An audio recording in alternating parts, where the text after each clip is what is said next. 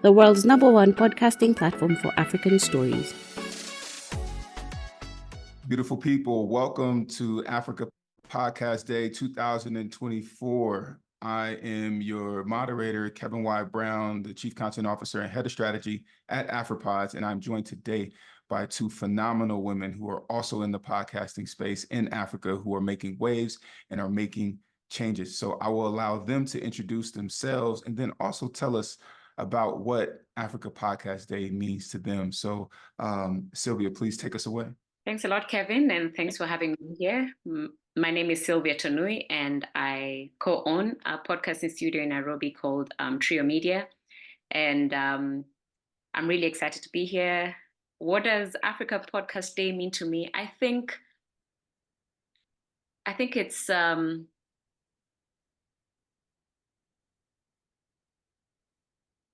I think it's really phenomenal that we have all these. When you look at podcasting as a new media form, the assumption is that Africa is really not on the map, but that's not the reality. If you look at the stats right now, we have a huge percentage of podcasters putting out really amazing content. And I think sometimes the challenge maybe is marketing. So I think for days like Africa Podcast Day that focus solely on highlighting podcasters out of the continent, it means a lot, not only to studios like mine, but then also to the podcasters. So I think if I could describe it using one word, I think it would be phenomenal. Hello, everyone. Thanks, Kevin. And, big shout outs to Afripods for putting this together. My name is Gift Israel, and I work with Glitch Africa Studios, the podcast production company here in Nigeria. And to me, I think Africa Podcast Day is more about storytelling and celebrating our own story. For so long, Africans have not been able to tell their story on a global scale. But now we've seen that things are changing from our music to our movies and now to podcasting. Like Silvia said, it's a new form of media. So now the light is now on us, to tell our stories by ourselves.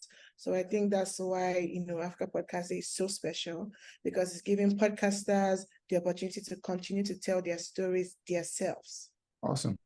And so with that in mind, telling the stories authentically, and then us having this day celebration, you all are leading the pack, or leading the charge on people being able to tell their stories and assisting them in creating, this avenue and being podcasters. Can you please tell us a bit about your podcast network and studio and how you all got started? We started in 2021. The leadership of the company saw the need to tell more stories. We don't have a lot of podcasts in Nigeria, or as of 2021, it wasn't that big. We just had a few. They didn't have so much marketing. You don't see them on social media as much. And that's the gap we sought to fill. And we decided to do that through authentic storytelling. So our flagship podcast is called The Honest Bunch. It started off as Frankly Speaking. And like the name implies, frankly speaking, we wanted a platform where things that could not be said ordinarily, or things that people would say in their house, in their closet, was being platformed. So you hear the weirdest opinions on bad takes. And, that's the approach we have taken into creating other shows as well. We look for authenticity. We don't go for podcasters that are trying to be like another podcast. We want your authentic voice, because there's a space for everybody. There's a space for your story. So if you're telling Kevin's story and he's already telling his story, that's not going to be unique. So that's the need that we saw, and that's the gap that we're trying to fill as a production company. Just as Gift said, I think it was the need to tell African stories by Africans, because a lot of the times, a lot of our stories are told by Americans. Not that, Kevin, that's an issue, but it was really important that we tell our own stories. But Trio Media really started, I would say, ours didn't start like Gift's own story. We started actually catering to the corporate clientele. So I'm a project manager by training, and a marketer and a storyteller. So ours started, I had all these clients who needed something fresh and vibrant to tell their stories, most of the time impact storytelling. And a lot of the times when we approached big time studios that were really doing music production, for example, or audiovisual for advertising, they were charging a lot of money just for equipment and time in their studios. So we decided, myself and my partner Alfred, why don't we buy equipment and set up a studio so that we'd have, we could be creating our own impact storytelling in-house. And then by fluke, or I guess there's a demand for it, then we started getting individuals who wanted actually to do podcasting. So initially I was one of the doubting Thomases. I didn't think there was a market for it, for individuals, podcasters, especially because there were not too many. We started in 2020, at the beginning of 2020. That's when COVID had struck. But lo and behold, now I would say 60% of our clientele are individual podcasters and 40% are corporate. So really, we you know how entrepreneurs see a need in the market and then they try and address that need. Ours, I felt like, was the opposite. We set up a studio and then suddenly there was so many people and we're not able to match the demand. Wow, impressive. And so I think I'm wondering that there's maybe a difference between the two of how you all are running your studios or your networks. Silvia, is Trio running a network, or are you all more so a studio where the talent comes in and records? Yeah, so we don't have our own network. We get talent to come in and record. Yeah, I think some of the big name podcasters in Kenya started in our studios. Some are still with us. Some have graduated to having their own studios. But we have people like the Sandwich podcast with No Name, GK Nyambura, and then we have some bigger corporate clients like the British Council. We've been developing their podcast for two big projects: the Creative DNA Fashion Project and another culture exchange one called Culture Connects. So, yeah. Amazing. The reason why I asked for the difference between the two is that I think it's really dynamic, right? Like Silvia, your studio is here in Nairobi. GIF, your studio is based out of Nigeria, but the network approach versus the studio approach can sometimes be different, right? Because, as a studio, you're more so creating a space for the talent to come in. As a network, you're more so nurturing the talent as well as, making a space. And so you might help with the marketing and things like that. And so GIF, with what you're doing with the market, with the network, how do you go about vetting the talent that can and becomes a part of Glitch? What are some of the things that you look for? So one of the things that we look for is passion. I think, a lot of things can be learned, a lot of skills can be learned, but you can't really teach someone to be passionate. So we look for podcasters and talents that are first passionate and then are authentic about what stories they want to tell. Now, I don't know if you guys face it in Kenya, but here in Nigeria now, there's like inflow of podcasters everywhere. Everyone wants to become a podcaster because it's now cool. So we are also looking out for people who are trying to start podcasts, not for podcasting's sake, but because you have a story to tell, or you are trying to bring some form of value that's not already in the market. So those are the things that we look out for. We look out for people that are passionate because, like you said, it's different when you're nurturing a talent than when you're just giving them a space. So if we're going to be working side by side with you, we need your commitment. We need your commitment, we need your passion, and then we need you to be authentically yourself. Awesome, thank you. And Silvia, being that you all birthed some of the bigger podcasts in Kenya, what are some of the traits or things that you've seen that have contributed to these podcasters becoming so big, as, talent? Just as Gift said, it's consistency and passion because we really are a commercial studio, if I'd say that. But then at the same time, we do provide support to the podcasters. So, for example, scripting, strategy development, linkages to potential advertisers, and the ones who've been the most successful are the ones who are consistent. I don't think there's a shortcut. I don't think there's a magic wand. I think it's just consistency. The people who are consistently putting out content nearly every week, those are the ones that I see a lot of advertisers are interested in, a lot of partners. we have some of our podcasters who've gotten funding from Spotify, for example, and it's really just because, you know, they're actually taking time to build, to work on a strategy on how, what kind of content are they putting out, what does the market want to listen to. Besides just, you know, sometimes you have passion and you know, and authenticity, but sometimes I think if you are trying to commercialize, then I think you need to merge, somehow find a nexus between your authenticity and what the market wants to listen to. And I think, yeah, it's just consistency. That's the most important thing, I would say. I love that. So I want to talk a little bit because, you know, still, you know, the thing that I know about Trio is that y'all do a lot with Gen Z and, you know, Gift as well. You both are, you know what I mean, making and managing these amazing talents. But, you know, as Gen Zs are trailblazers, you know, in their own right, being youthful, innovative, most of all having the desire to push boundaries, how are you making sure that you're creating a space where they can, you know, where you could cater to their consistent innovation and creativity? Okay, I could jump in and then Gift jumps in. And I'm sure Gift is more knowledgeable on this topic. Yeah, but when it comes to, I think, you know, it's all about constantly evolving, not being comfortable where you are.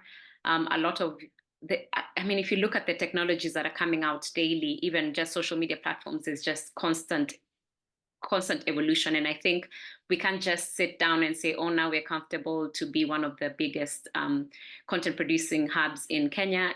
But I think we have to listen to what the market demands, and our primary customers are Gen Z podcasters and content creators. So I think a lot of the times we just have to sit down and listen to them. What is it that they want? What are the new trends in the market?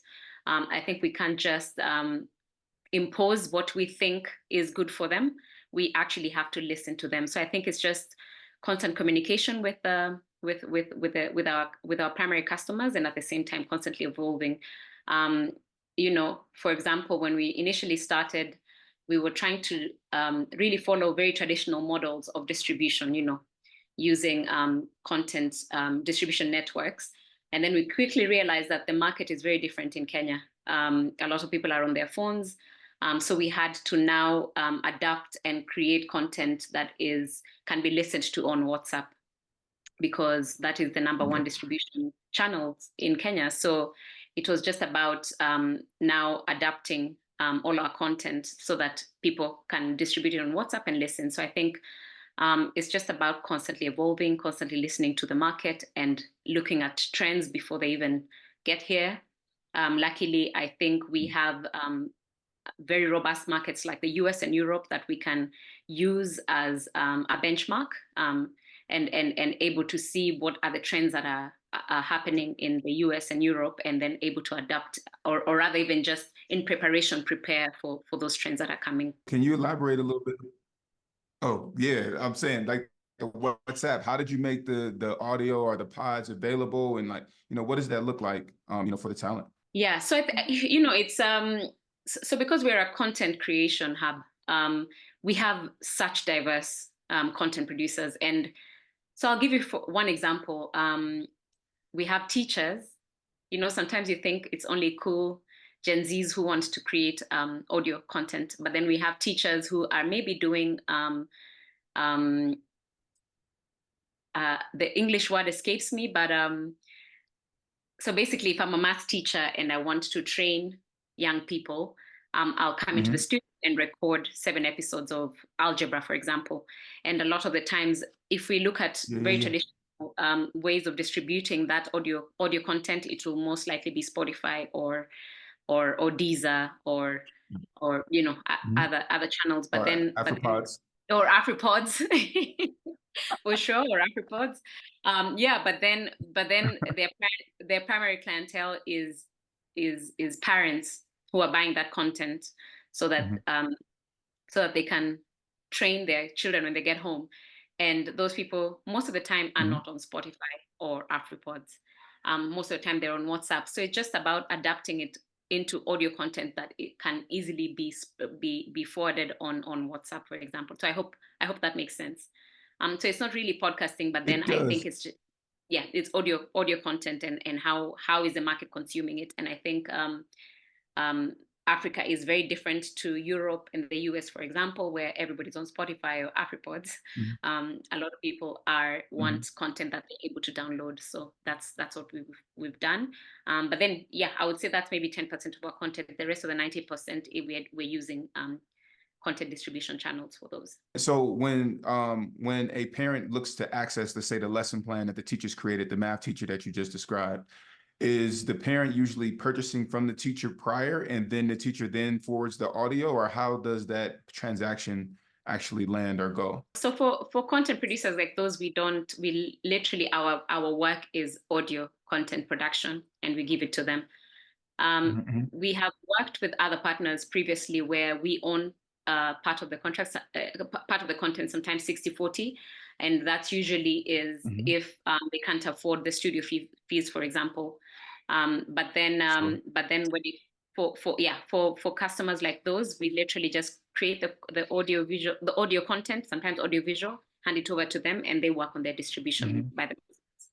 So we don't own any of that content. Gotcha. Cool. No, thank you for that insight. And it's definitely a creative way. And for yourself, Gift, what are your thoughts? I've actually learned a lot from what she just said. I mean, it's being able to adapt quickly to your market is like a very good thing. So, I know that people do a lot of workshops here. They use something called Seller to sell videos. But like she said, if you're trying to reach really the older generations, parents and co, it's important that you diversify and look for ways that you can reach them. And just to answer your questions on how we keep up with the Gen Zs, to add to what Silvia said, it helps that we have a lot of them on our team. So, in-house, we're already feeding off that energy before we relate to the younger podcasters. So we have a lot of young people on our team. It helps the company culture to stay up to date with trends and, all this, their fantastic stuff. They're very unique sets of people. So, yes. Okay. No, I love that. And, you guys talked about, so you touched a little bit on the economic model. We started to go into, people selling, audio content and being profitable. What do you feel are some of the potential economic opportunities for African podcasters, within a well-established network or even at a studio? What are some of the other ways that you've seen people monetize, right? Like, we understand the lesson plan from the math teacher, but what are some of the other ways that you've been able to see some of these creators monetize? And what do you feel like the future of monetization may look like for podcasters in Africa? Yes, I mean, like I said, it's an industry that's really growing. So yes, the opportunities they keep coming. So, we have sponsorships, we have tours. That's something that podcasters can get into now to make some money for themselves. And also something people are now looking towards is collaborations. We don't see a lot of podcasters collaborate. I think that, coming together would also be yield a lot of things. So like merch, tours, shows. I think those are some of the things that they can do to monetize your podcasts. If you're not already doing that, I think you should start looking into that as a podcaster. Yeah, I think as Trio Media, as I mentioned before, we do help with advertising sometimes, and then we do a revenue share of some sort, which we agree upon with the podcast content producers. But then, and I'm sure maybe Kevin, you've attended some of them. We've had some very successful live shows for some of our podcasters, for example, in Nairobi, and they sell tickets to those. And then we've also done a lot of product placement with some advertisers, some bigger advertisers, some bigger clients in Kenya. And then, of course, one thing that we haven't done yet, but we've been looking to do, and which Gift also mentioned, is merchandising. I think we need to start looking at the podcasters as brands on their own, by themselves. We're hoping that maybe over the next 1 year we can launch some sort of online marketplace where all our podcasters can sell their merchandise, just so that we do a lot more brand building around the podcasters, so that they can attract more advertising. But I think the major ones in Nairobi mostly are the live shows and product placement and ads. Love that. And let me ask you this. What role do you feel like vernacular and local languages and cultures needs to be prioritized as podcasters are creating content? Because I know like the majority of podcasts in the world are in English, right? Started more so in the West, but you know what I mean? How strong and how important is it for us to preserve, you know what I mean, history, tradition, cultures, and things like that, through podcasting and prioritize it? I mean, I think storytelling plays a huge role. So the more we talk about it, the better. The better people hear about and learn about it. For example, in East Africa, we have a lot of podcasts that we infuse Pidgin English. It's not a different language per se, but is true to how we speak in Nigeria.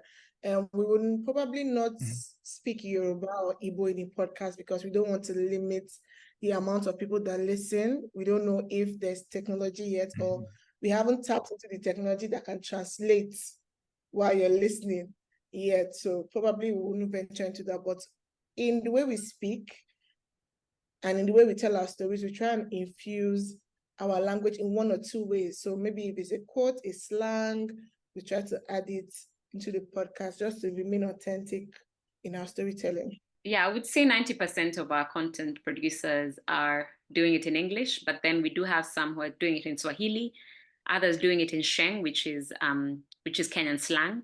A lot of them actually, a lot of the Gen Zs, when I listen to them, I literally do not understand what they're saying, but there's a market for it. There are people who are listening who understand what they're saying. So that's what it is. And I'll just give you a very short history of myself. My dad is actually a storyteller, and he has told kids stories in our language, Kalenjin, which is one of the tribes in Kenya. And he's done that since I was a baby. And I'm trying to get him into studio just so that we can have those stories archived somewhere, because, just with the rise of English and Western languages, I feel like we're losing a lot of our heritage.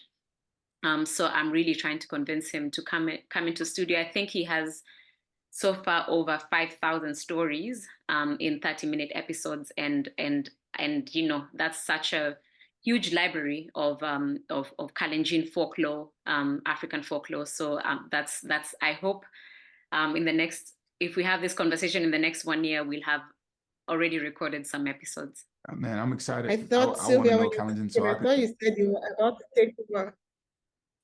Sorry? When you were speaking, I thought I was expecting to hear you were about to take over from your dad and start telling the stories. I'm unfortunately not. I'm not such a good storyteller like he is. My mom is a business person, and I think I took over from my mom more than the storytelling. But yeah. Well, Silvia, it sounds like you might need to take the studio to your dad, and just kind of, put the mic right in front of him and say, hey, this is what we're doing today. 'Cause those stories, you know what I mean? 5,000 stories. I mean, we got to have the stories. We got to, for me, you know what I mean? We got to get them translated or something, because I want to hear them, and I know that like there's riddles and things like that, so I would love, I'm excited for you, and I'm excited for your dad. Let me say that. Thank you. Wow, that's powerful. No, I mean, because one of the reasons, so like I'm from California, right? And I moved to Kenya, from I was living in New York. And one of the reasons why I became very passionate about podcasting in Africa is because what you just said, right? Like I thought that there was, in the rise of Western languages, was actually people weren't speaking their native tongues as much. And I thought that and culture, what I mean, changing and evolving and stuff like that, right? As people evolve. But I thought that podcasting was a low-cost way to be able to preserve history, traditions, language, and stories, right? And so that's one of like my passions. So when I'm hearing you talk about your dad, with these stories and things like that, like I get really excited, because I'm like, hey, 15 years from now, 20 years from now, you know what I mean? Kids, they can have an authentic African experience by listening to the stories and being able to tap in, you know what I mean, with their roots. And I just think that that's super, super important. So yeah, like, let's go, Dad. So with that being said, what do you feel are like some of the biggest needs that the creators have that, you know what I mean? And what are you all doing to address the needs of the creator who's on the ground, who may or may not have, you know what I mean, ascended to the top already? I don't have a super intelligent answer for that. The needs are very basic. A quiet space where they can record, consistent internet, distribution models. When we first started and when we sort of did a mini needs analysis when we started speaking to individual podcast creators, and a lot of them said, I was recording on my phone in my dorm room, but there was so much noise. So I would have to borrow my friend's car so that I could drive to a quiet spot so that I could record in a car. So, it's just very basic needs. As I said, if you're going to be consistent, you need really good audio quality. And those come with very basic needs: a quiet studio, reliable internet, a really good post-production team, a really good distribution team. So, yeah. I think what I can add to what she's saying is marketing. I think majority of their needs, they want to be seen, like we say in Nigeria, they want to blow, they want to become the next big thing. And what they don't have mostly is a platform that pushes their content to a larger audience. So that is what their need mostly look like from my observation. And that's what we also do. We also provide that service because we own some podcasts as well as we produce for some other people. But then it's a service that we also render in terms of pushing your podcast, speaking with partners, giving you a marketing plan, collaborating with blogs, collaborating with websites, to give your podcast more visibility, which is what most of them want. Understood. And discoverability, I think is huge, right? And that's one of the things that we do at Afripods is we really make sure to amplify African podcasters. We're always promoting. If they tag us, we repost all of these things just to make sure that they're getting, their voices out there. I think something that I would like to tag on too is I think awareness that podcasting is an option, right? I think that, it's probably known in some of the major metropolitan cities, but I'm not sure that those who are living outside of the city are really aware. And, it's one of those things where, you can start out, on your phone and then you end up, graduating to a studio or to a space and things like that. So I agree with you, Silvia. I agree with you, Gift. And I think, we definitely have to do our part to make sure that more people know that this is, a space that's available to take advantage of, and then also getting the bigger corporates and things like that involved so that we can also prove the sustainability of it as a medium, right? Which I love, being able to talk to both of you ladies, because you've been able to do that and create a sustainable business for yourselves. And so I think, more people being able to hear your stories and hear how you go about doing things will really, really help them to essentially know the blueprint of how to, repeat this success that you've been able to have. So I just have a couple of more questions for you. Like I said, I'm gonna try to get y'all out of here, because I know you have other things, but education, educational initiatives and things like that in regards to skill development of podcasters. How important is that? And have you done that for your creators, who come to your studio or who are a part of your network in order to help them to become, that next big thing? We haven't done that in the past, but it's something we're looking towards because, most times people that we're working with are not experienced broadcasters. I know on the Honest Bunch, we have 2 hosts on the Honest Bunch that have over 20 years on radio. So they are skilled. But, sometimes we work with other podcasters who just have the passion, probably they have the influence and they want to do something with that influence. So it's something we're definitely going to look into in 2024 to see how we can educate them, create workshops, and just teach them here and there. Podcasting really has no rules like broadcasting. As a broadcaster, you have rules. We have the NBC. You can't say this, you can't say that. But I think there's still some basic guidelines that we should still follow. So I think we'll definitely look into that in this year. So we haven't really structured it, but then it's extremely important. If you look at the podcast, our podcasters, the ones who freestyle and the ones who actually sit down with our production team to do scripting and to do episode planning, you can see the difference. It's like light and day. Some are really talented, they'll just come to the studio and freestyle, and I think those ones are born with it.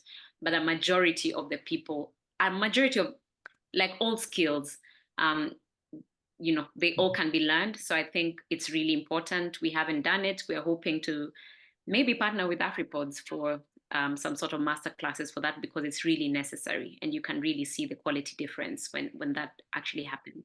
No, absolutely. I mean, that's definitely a part of our initiative this year, with community is also, education. So definitely happy to partner with you all. Myself coming from a background of, being talent and then going to the production side and now on the tech and business side, definitely excited to, be of assistance and be of service in that regard. So we are going to do some amazing things together this year, 2024. APD is just a signal to the world that this is what we're doing. What role do you feel governments and even non-governmental organizations can play in supporting the establishment and growth of podcasting in Africa, both for networks, as well as studios and just individual talent? I mean, I think funding, which is like the most important thing. In Nigeria, it's easy to get a loan to start a business. It's easy to get a loan to start a tech company, but I'm not sure you can walk into many financial institutions and say, I need some money. I want to start a podcast. I need to pay a production company. I need to start. No one is going to listen to you. So I think if the government takes the creative economy more seriously and actually, bring out, some initiatives, some forums. We're talking about a masterclass now from Afripods, which is going to be fantastic. But also encourage the system by making it more habitable. I mean, is Nigeria here? We've experienced a Twitter ban before. All those things are counterproductive to the creative economy. So a little bit more encouragement from the government will go a long way. And, I think they can start with funding. They can start with funding because a lot of people have fantastic ideas, but they don't have the money to pay a studio, and a studio cannot possibly collaborate with everybody. If not, how are they going to make some money? So I think that's a good place to start. Yeah, I completely agree with Gift that, more funding needs to go into the creative economy and specifically new media forms like podcasting. But I think also for them to become viable, I think they need to be more mainstream. I know our advantage right now is that we are not mainstream, but then I think, even when we're looking, with myself from a marketing background, when we're looking at advertising models, podcasting is such a low cost, quick production turnaround media form. And I think, governments, the private sector, if we start advertising more on podcasts, if you look, it's literally a fraction of what advertising rates are for radio and TV. So I think if we make it more viable, then we'll get more funding from banking institutions, for example, because then they'll see it as a viable career option. And so I think even with governments, they have really big budgets that go into marketing and for a lot of their government institutions. And I think if they add podcasting as one of their marketing initiatives, give money to advertising in podcasts, then I think then money goes into podcasting, and then they become profitable, and then it's a ripple effect. Then they're able to approach financial institutions and get more funding to expand studios. So I think it's an entire ecosystem that needs support, not only from the government side but also from private sector, so that it can get better and better. Sounds good. And my last question is in regards to kind of like the climate that we live in, right, around cancel culture and things like that. How can, networks and studios address issues related to content censorship versus freedom of speech or expression, ensuring that podcasters can share diverse opinions and perspectives without, limitations, responsibly, of course? Yes. Gift. I mean, in Nigeria, we say something that, there's freedom of speech, but there might not be freedom after speech. So I think, Hey. yes. So I think that's a good guide. While you're giving your opinion, it's important you're not bullying someone. It's important that it's not borderline hate speech. you have to, like you said, you have to give your opinion responsibly. And I think we preach that to all our podcasters. Yes, you want to say it as it is, but I mean, we still have to put ourselves in the positions of, I think the celebrities are mostly on the receiving end of this constant giving our opinions here and there, unsolicited advice. So I think, those are the guidelines. We try not to borderline bully anyone, even though we're giving our opinion. And we try to make sure that it's not hate speech. It's not attacking any community or group of people or any tribe. It's not pushing any stereotypes. So those are the things that we look out for, when we're editing and when we are planning, episodes and content. I think the same applies to Trio Media. We, as much as we give the content producers freedom of speech, I think we guide them, and I think that's where post-production comes in play. That we're not airing content that is heavy on profanity or offensive language. For example, we respect everybody, and that you can see through our content. And we have an ethical responsibility to, especially young people, that we are putting out ethical content. But sometimes, a little controversy doesn't hurt anybody as long as it's not offensive. I think we let some of our content producers have discuss more controversial topics, but then as long as it's within the law and the legislation around broadcast rights in Kenya. Okay. No, thank you. Thank you, ladies, for your insight and for, taking the time to have this conversation. Allow me to listen to your genius. So again, just want to say thank you for your time, and actually happy Africa Podcast Day 2024. Thank you. Same to you. Happy Africa Podcast Day. Thank you. Happy Africa Podcast Day. Thanks for having us. Oh, pleasure. Bye.